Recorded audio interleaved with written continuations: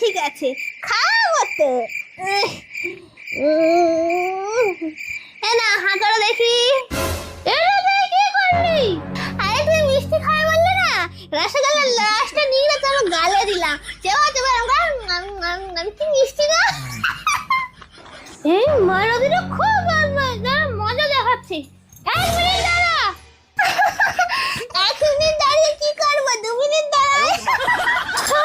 না না, তুই এত কষ্ট করে আমাকে মিষ্টি খাওয়ালি, আর তোর জন্মদিনে তোকে কেক না কাটিয়ে বাড়ি পাঠাই? এই নে কেক, কাট। মজা